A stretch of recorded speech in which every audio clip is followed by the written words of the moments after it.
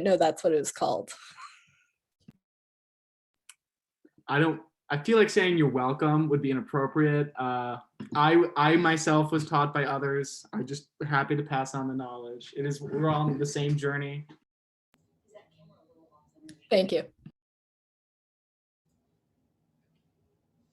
Good evening, everyone. We're going to get started. My name is Dr. Stella King. I'm a family physician here at the University of Rochester. I'm also faculty in the Department of Emergency Medicine and the director of the Medical Student Outreach Programs. So we're going to be talking today about advocacy as well as opportunities for community service. And we have with us as well several students who have volunteered their time to give more information to you. These are students that were chosen by their respective organizations, and they are very well versed in those opportunities. I do want to express that volunteerism and service is extremely important to the university. It is one of our pillars, and our students are very, very passionate about doing many things throughout the community as well as in our volunteer clinics. So we have several of the students here, and I would like them to introduce themselves. I'll just call them by name. Mike, are you able to introduce yourself? My name is Mike. Hi, everyone. Jacob? Hi, everyone. I'm Jacob. Guyan? Hi, everyone. My name is Guyan. Allison? Hi, I'm Allison. I'm a third year. Corey? Good evening, everybody. Corey, you saw me from the last session. I'm a fourth year. And we have Anna. Hi, I'm Anna.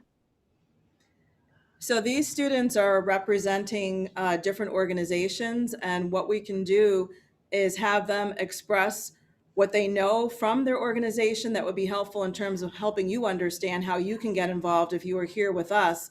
And then hopefully we'll have a little bit of time to follow up with questions. So Mike, did you want to start off?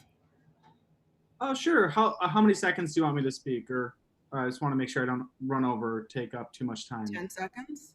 Oh, great. Okay.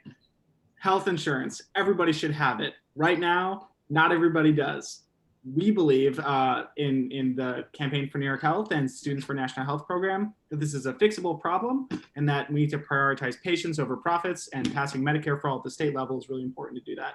And so we work with a lot of community partners to try to make that happen. Thank you.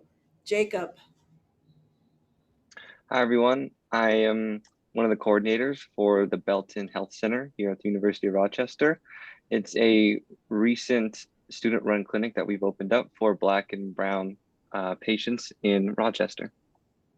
Thank you, Jacob. Guyan. Hi, everyone. So today I'm representing You Are Well, which is a student-run free clinic here at the University of Rochester. We actually share, so we have 3 different sites across Rochester, and one of the sites we actually share with Belton Health is at St. Luke's, which is actually it's one of the locations that's a little bit more underinsured in Rochester. Thank you. Allison. Hi, again, I'm Allison. I work with a few different community outreach organizations and some advocacy work within the school. One of those organizations is White Coats for Black Lives, trying to work towards health justice. There's a colleague of mine here, V, if you want to say hello and chat a little more. Hi, folks. I'm V, here representing White Coats for Black Lives, just here for support and if you have any questions. Thank you. Corey. Yeah, I'm also here representing White Coats for Black Lives. Just a little bit more of an overview. It's really, the goal is we're our local section for the more national causes, to dismantle racism in medicine and promote health, well-being, and self-determination of Black and Indigenous people and people of other color. Thank you. Anna. I'm also here, one of the incoming student leaders for White Coats for Black Lives. So I think that gives you an overview of some of the programs that we have here. And I think the most important thing is that community engagement is very central to our students. And they've done some really amazing things, both here in the university and certainly outreaching into the community. and hopefully we'll be able to have more of a discussion. I think that we do have someone monitoring chat. And so therefore, if you have questions as we're going along, hopefully we'll be able to respond to those mostly in real time. Do we have anything from the chat to shout? Not yet. So in terms of programming and how my role actually interfaces with these, as the director of the medical student outreach programs, that really oversees the URL, the Belton Health Clinic, which are our clinical volunteer opportunities, but we also have more than 25 other opportunities that are non-clinic that our students are involved in. And those really run the gamut from things like Snacks, which is a program which actually is focused on getting nutritious food into the community. We have tutoring that goes on within the local community at some of our middle schools and high schools. We also have groups that have outreaches to prison and incarcerated individuals. We also have a group called RHRI who've done a tremendous amount of work with the refugee population. We have another group with refugees. We just have such a diverse and I think rich group of students who are so motivated. And I do think it's important to also know that COVID did not really stop any of this, although it changed, I think, how we had to approach it and certainly changed the way that we had to come about it, that passion for doing things in the community and remaining connected has still remained intact. Do we have anything from the chat? Yeah, sorry, it's tech issues. Okay. So I'll keep talking. Please, if you have questions, let us know. But I also want to open up the opportunity for any of our students on the panel who might want to express anything or highlight anything about their particular organization or group while we are here.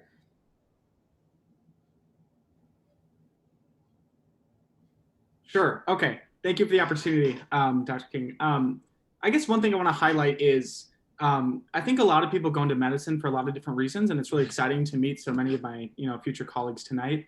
And I think one thing that after having gone to the institution that emphasizes the biopsychosocial model so much as the University of Rochester does, is understanding that with receiving an MD comes a certain amount of social privilege, and to use that towards social ends is actually one of the strongest things you can do as a provider. So it's really important to understand how to prescribe blood pressure medicine, but it's also really important to understand how you can use your political power and influence as a provider to change the way we run our societies and start valuing humans the way that well, I know everyone on this call agrees that they should be valued in our society.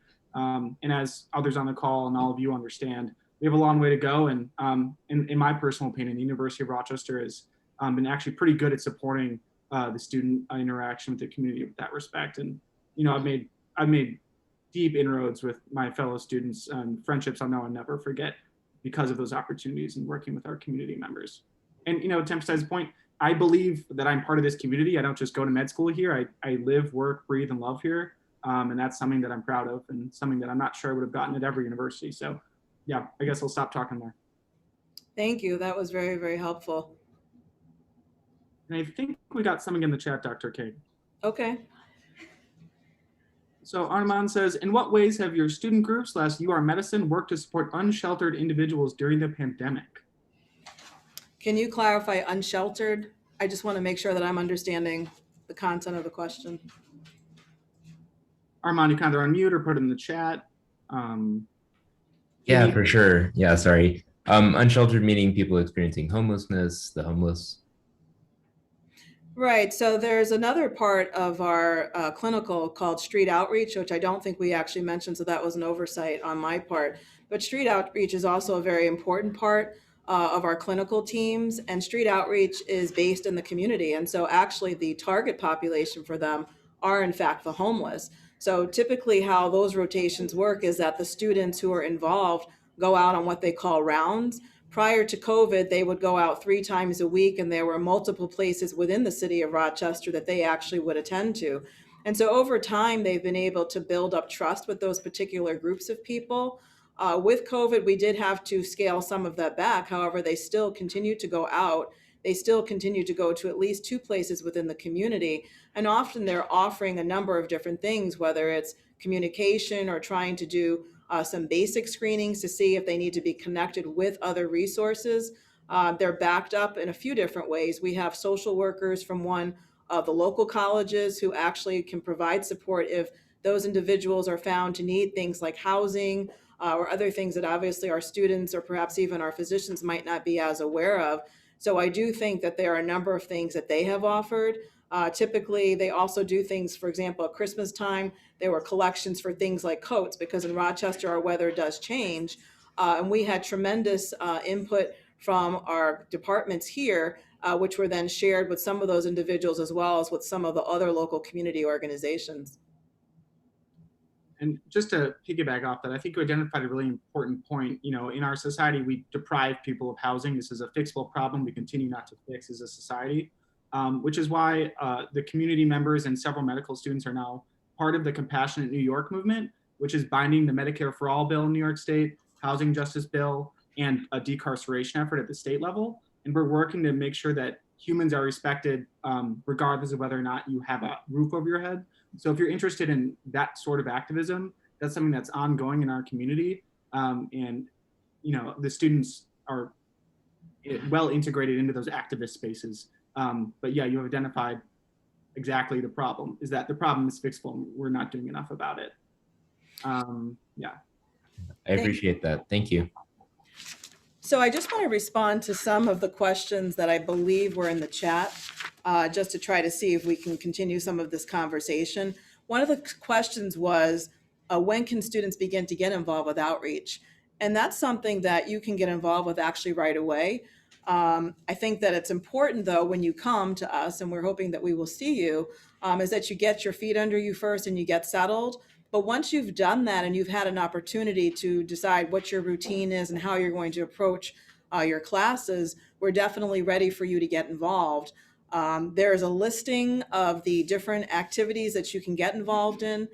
When you participate in our orientation process, that's also an opportunity for these organizations to be highlighted, as well as some of those student leaders, so that when you're ready, you would know who those contacts might be, or at least to explore whether or not that's an option.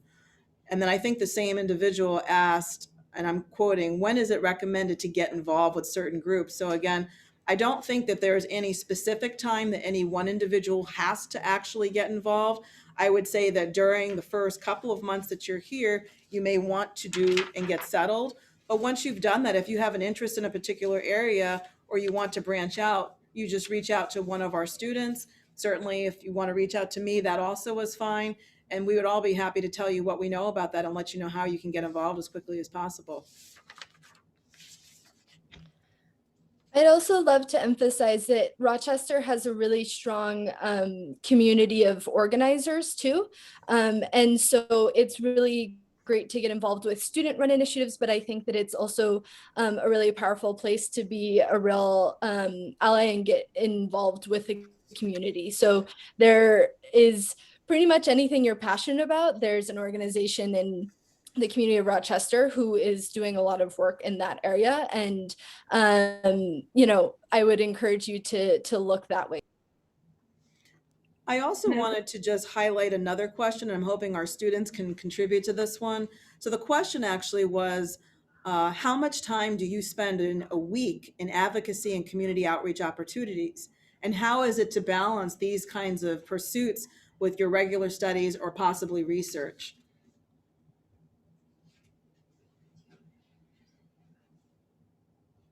I've spoken too much. Somebody else should go. I can jump in on that.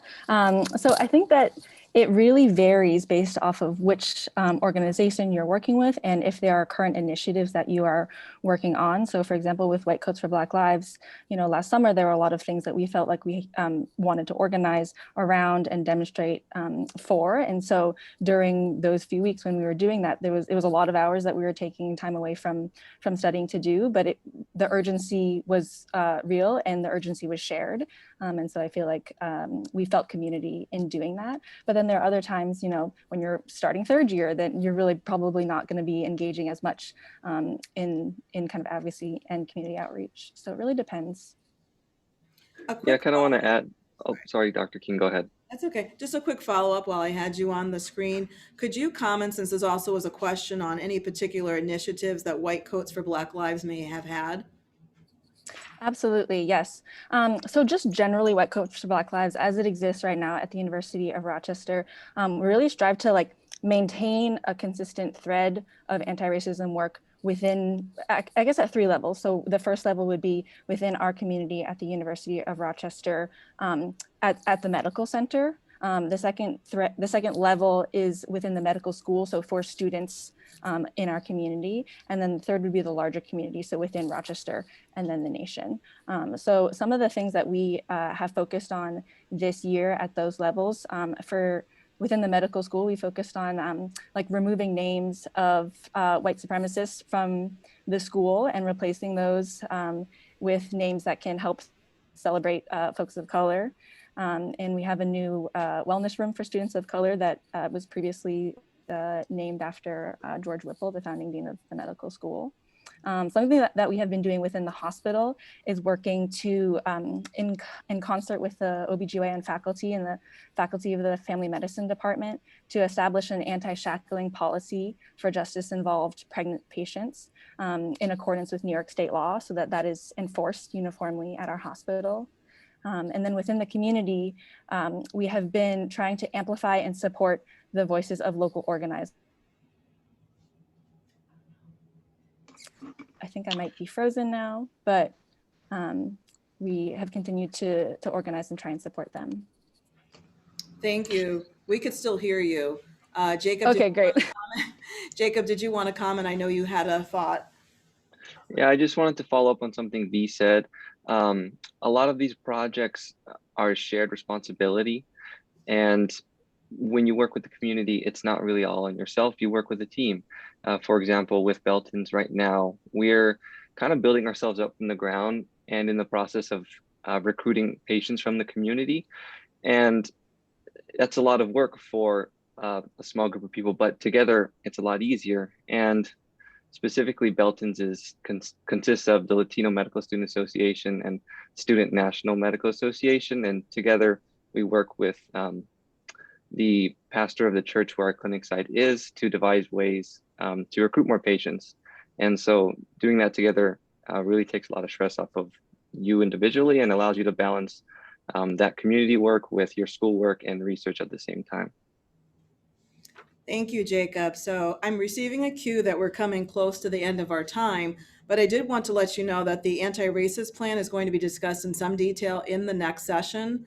I want to thank you for spending your time with us. I really want to thank our student representatives. They have a lot of information, and I encourage you, if you want to continue these conversations, to reach out to them. And I certainly am also available if you have questions that you think could be answered from a faculty perspective. So thank you again, and have a good night.